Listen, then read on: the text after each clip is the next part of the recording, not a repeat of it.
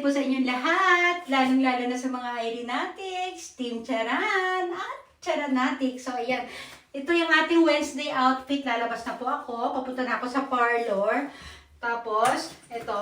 Uulan ngayon eh. Ito yung dala kong bag. Malaki-laki yung bag natin. Kasi nandito yung aking tablet, yung 3 cellphones. Tapos maglalagay pa ako ng payong dito. Hindi pa naulan ngayon, pero paulan siya mga 10 o'clock. Maglalakad na kasi ako. O, ayan. O, diba? Lalapit. Lalayo.